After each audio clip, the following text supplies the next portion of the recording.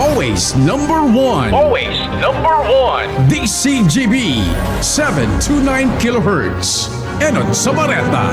Enod sa Gabos.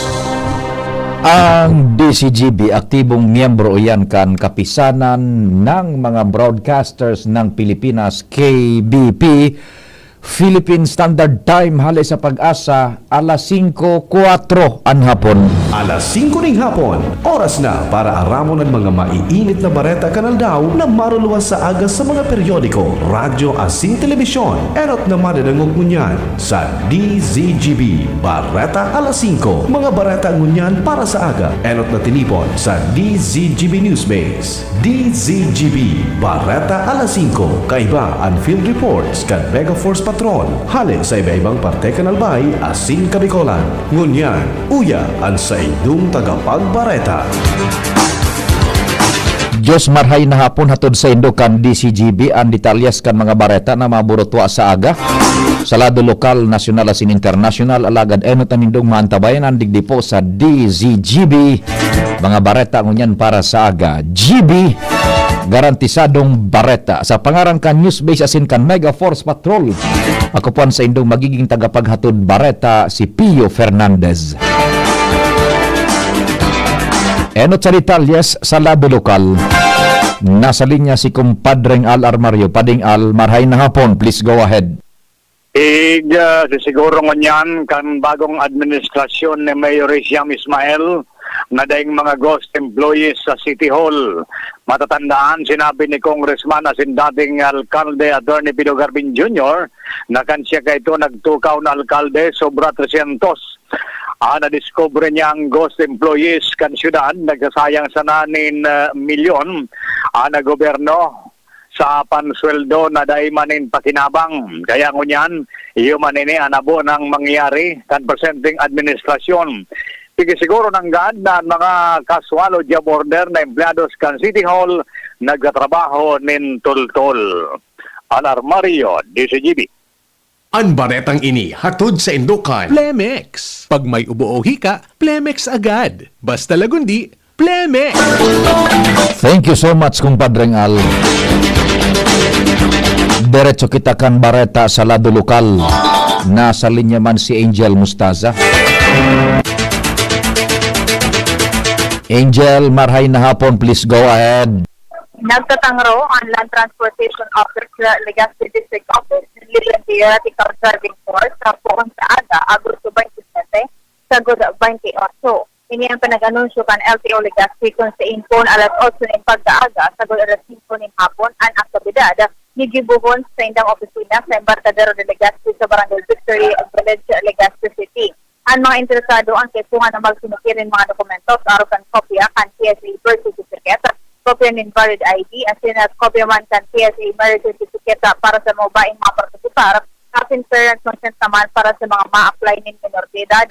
May gut nindang ipagpagiramdom sa mga ma-participar na magsunod sa itigsalaan ng dress code kung sa ina bawal ang mga badong sleeveless, sando, shorts, asin ang mga nakasinelas. Madadag na bareta, Angel Kaza, DCGB. Thank you so much, Angel.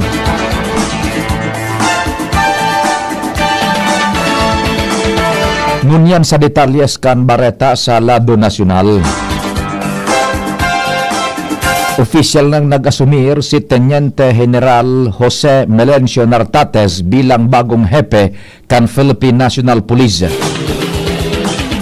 Sa press conference kasubagong aga, sinabi ni DILG Secretary John Vic Remulla na inaprobara na ni Presidente Ferdinand Marcos Jr.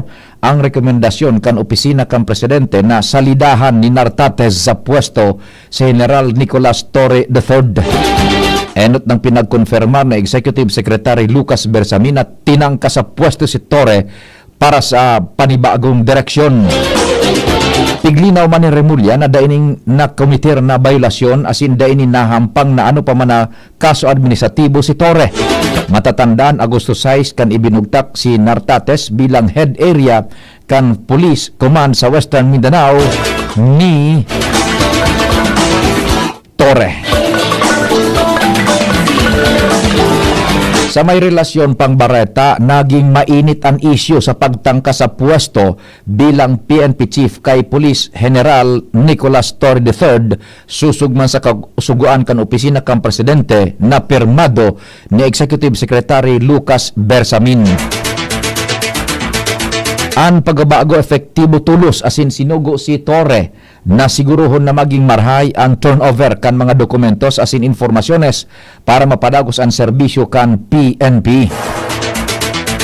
Si Torre nagtukaw bilang PNP Chief poon kan Mayo 29 kaining taon asin sa irarom kan sa iyang liderato pinanginutan kan pulisya ang mga high profile na operasyon na nagresulta sa pagka-arrestar ni na dating Presidente Rodrigo Duterte asing Kingdom of Jesus Christ leader Apollo Kibuloy. Masalid na kay Torre si Police General Melencio Nartates bilang bagong PNP Chief.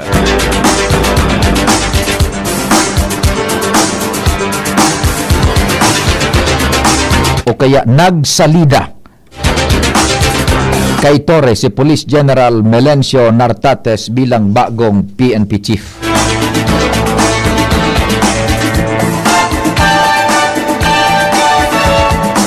Sa katakod pang Ibarreta, pinagkukonsiderar ni Presidente Bongbong Marcos Jr. na tauan ng ibang posisyon sa gobyerno ang tinangkas na hepe kan PNP na si General Nicolas Torre III segun kay Interior Secretary John Vic Remulla.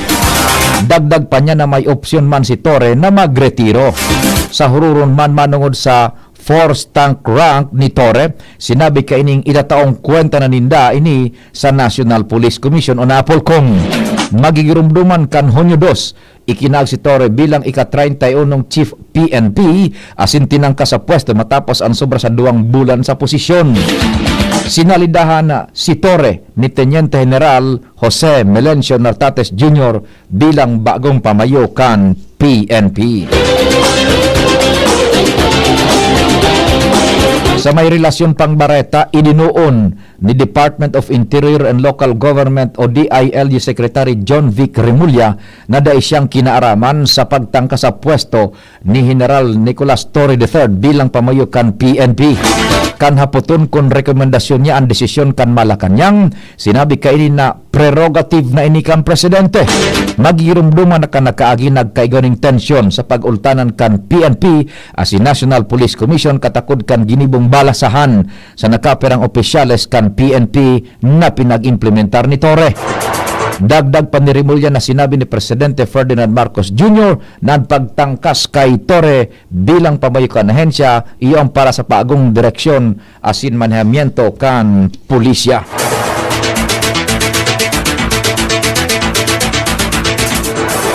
Sa katakod pang Bareta, daing kasong kriminal o kasong administratibo na nahampang o kaya ipinaghampang kay General Nicolas Torre III matapos siyang sipaon bilang PNP Chief kan ngunyan aldaw.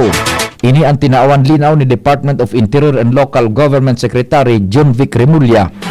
Segun kay Remulla, desisyon ni Presidente Ferdinand Marcos Jr. ang pagtangkas kay Torre bilang panibagong parte kan bagong direksyon kan PNP.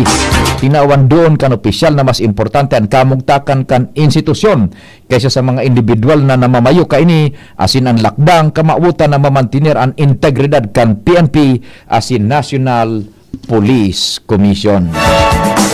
Mabuelta ang detalyas kan mga Bareta pagkalis kan nagkaperang pagirumdum. Pre, makinig ka muna. Payong kaibigan lang ha. Work hard, play hard. Yan ang motto ko dati. Pero nakakapagod din pala katagalan. Sa gitna ng lahat ng mga puyat, inom at pagkain ng masasarap, kasama na ang oily at fatty foods, kailangan pa ring bantayan ang kalusugan. Tamang kontrol ang kailangan. Katuwang ko, ang Liverade. May silimarin na maaring makatulong, protektahan ang atay. Cheers to more good times. Be a liver lover. Mahalagang paalala, ang Liverade ay hindi gamot at hindi dapat gamitin paggamot sa anumang uri ng sakit. Ang good drinks at good food, perfect combo. Isama pa ang Liverade para sa kalusugan ng atay. Mabibili sa mga leading drugstores nationwide.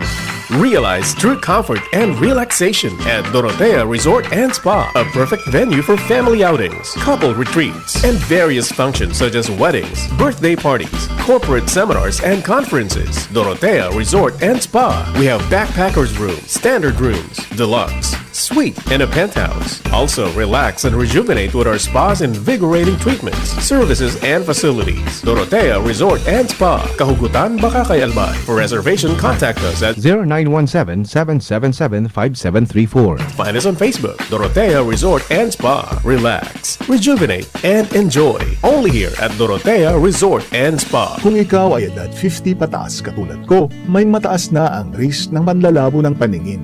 Mas challenging ang pang-araw-araw na gawain tulad ng pagbabasa, pagsusulat, at pagmamaneho. Ang Optin ay may lutin na maaari makatulong sa kalusugan ng mata, nilalabanan ng epekto ng glaucoma, macular degeneration at katarata. Kitang-kita ang kalusugan. Mabibili ang Optin sa mga pangunahing butika nationwide. Mahalagang paalala, ang Optin ay hindi gamot at hindi dapat gamitin panggamot sa anumang uri ng sakit. Mga tugang, abangan ta ang pinakabagong programa digdi sa DCGV Radio. Ang programang mahatod ning mga impormasyon, mga istoryang kapupurutan nin inspirasyon na naidulot kan pagtatrabangan ganing maiangat ang pagkabuhay kan mga Bicolanong paraomang benepisyaryo. Mag-iribahan kita, alas 10:30 hasta alas 11 nin pagkaaga. Magantabay, asin maghinanyog sa kape, asin paretang agraryo. Naghahanap ka ng kabalikat sa asenso at taman ang urig mo asin mag-asenso ang negosyo. May Uno Plus na kalidad, mag-Uno Plus, mag-Uno Plus. Asa sa imong mauwag, serbisyong totoo, produktong garantisado. Ang Uno Plus asin urig mo, ang gamat na gusto. Uno Plus matabang sa imo. May Uno Plus na kalidad, mag-Uno Plus, mag-Uno Plus. Asa sa imong mauwag. Sa Uno Plus, kalidad na masasarigan mo, serbisyong swak sa imo. Magbisita sana sa Uno Plus Facebook page. Diretso kita sa detalyes kan iba pang bareta sa lado nasyonal. Pinagkonfirmar ni Manila International Airport Authority o MIA General Manager Jose Eric Inez ang sayang pagtangkas sa hepe kan Airport Police Department o APD na si Levi Jose. Afwera pa ini sa pagsuspender ning 90 dias sa 5 pang ibang miyembros kan APD dahil sa pangingikil o pangungutong. Sigun kay Ines, nagpautob siya ning balasahan sa bilog na APD tanganing matangkas ang mga illegal na aktibidades sa aeropuerto. Sinabi ni Ines na may mga reklamo sindang nare-resibi na kaya napipiritang mag-overcharge ang mga taxi drivers sa Ninoy Aquino International Airport dahil may nagkaperang personas kan APD nangungumisyon sa sainda.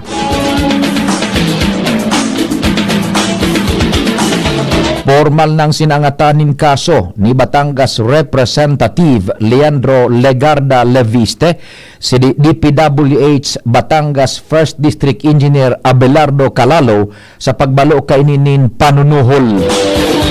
Isinaangat ni Leviste ang mga kasong direct bribery, corruption of public officials, anti-graft and corrupt practices, as in Code of Conduct and Ethical Standards for Public Officials sa Batangas Provincial Prosecutor kasubagong aga. Sa sarong press conference matapos ang pagsaangat ng kaso, ibinulgar ni Congressman Leviste na ang 3.1 milyones de pesos na suhol ang parte kan mas dakulang Standard Operating Procedure o SOP o kickbacks na maabot sa sobra sa 300 milyones de pesos kada taon hali sa mga proyektos kan obras publikas na pinagtatagama sa kongresista kan Premier Distrito. Sigun kay Leviste, inako mismo ni Calalo sa iya na ang mga kongresistas preparadong magtaon nin 5% sa 10% suporta hala sa 3.6 bilyones de pesos na kantidad nin mga proyekto sa distrito o kapareho nin 180 milyones de pesos sa 360 milyones de pesos.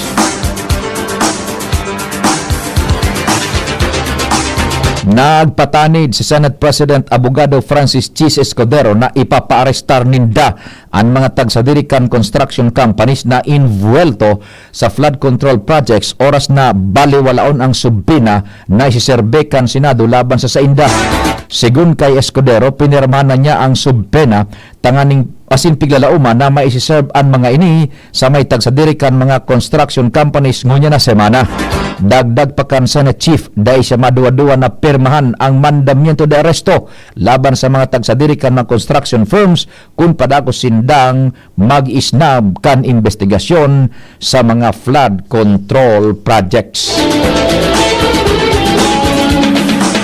Sa may relasyon pangbareta, inagyat ni Manila 6th District Representative Bienvenido Bene Abante Jr. si Baguio City Alcalde Benjamin Magalong na maghampang sa investigasyon kan House Infra Committee may kinaraman sa mga palpak asin maanumalyang flood control projects. Sigun kay Abante, kung gusto talagang makatabang ni Magalong, dapat magpresentar ininin mga ebidensyas asin tumabang sa investigasyones imbes na magbutwa nin mga tataramon sa mga institusyon siring kan kamera na gusto man masimbagan ang mga isyu kan flood control projects. Sinabi naman ni House Deputy Speaker asin Zambales Representative J. Conghon na mas maray kon makikipagtabangan si Magalong sa investigasyon kan kamera asin suportaran nin mga ebidensyas an sinumpaang pahayag ang mga alegasyones na may mga kongresistang involved sa korupsyon sa flood control projects.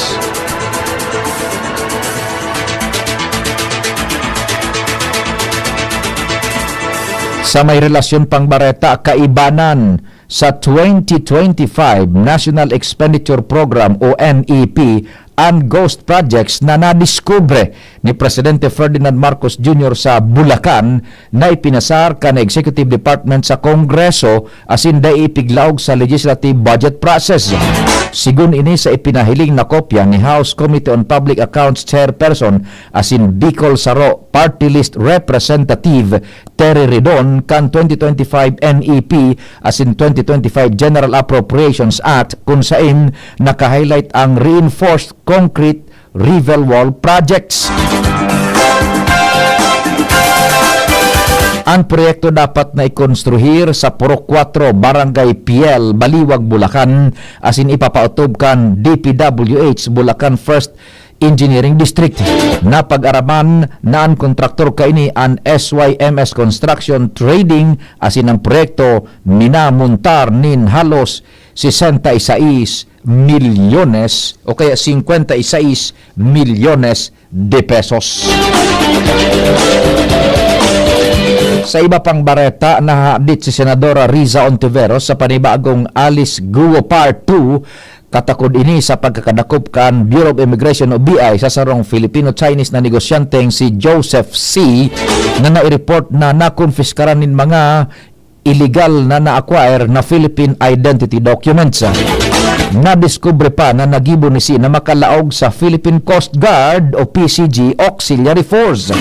Tinawan doon ni Ontiveros, Garo Alice Guo Part 2 ini dahil sa peking passport asin peking IDs ka nagsagin-sagin na Pilipino. Ang gustong sabihon, buhay pa ang mga irregularidad sa pagproseso kan nasyonalidad. Nahadit ang kongresista dahil nakalaog ini sa Philippine Coast Guard Auxiliary Force, pwedeng maka-access ini sa mga tawo asin informasyon na may kinaraman sa seguridad nasyonal.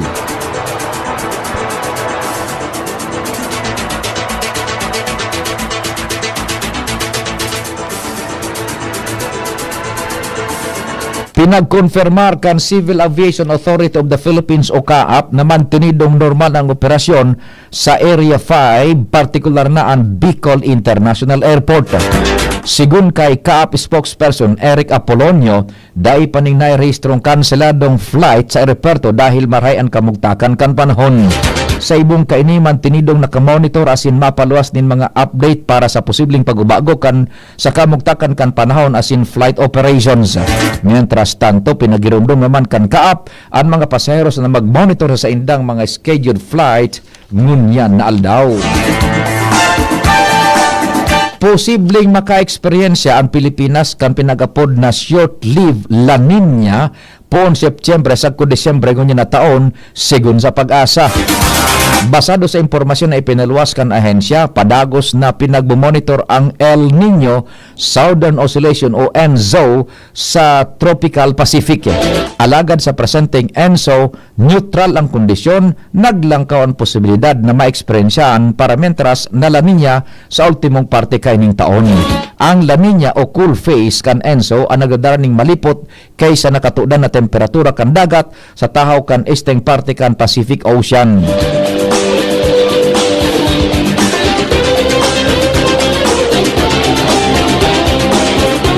Plano kan Department of Information and Communications Technology na magpaluwas nin implementing rules and regulations sa launin 30 dias kan konektadong Pinoy Act. Katuyuhan kan pwesto na makapag-enkanyar nin mga bagong internet service providers ang Pilipinas. Sigun kay DICT Secretary Henry Aguda na maapod ning Industry Summit na madurar ning duwang aldaw para makompleto ang IRR na sa konektadong Pinoy Law.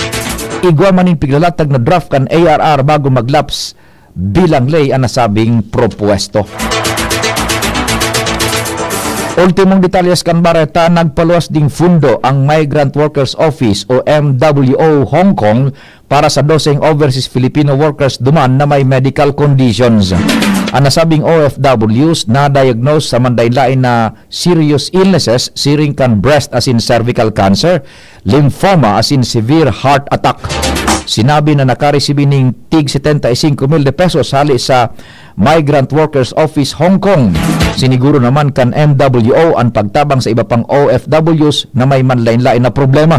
Kasabay digdian asistensya legal, medical, repatriation assistance asin ang shipment kan bangkay na mga nagkagaradan kung may nagkagaradan na OFW naman tang nasa Hong Kong.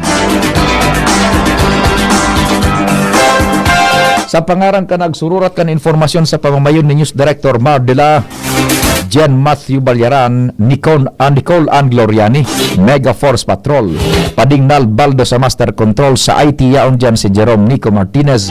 Ako po si Pio Fernandez. Salamat. Diyos marhay na hapon.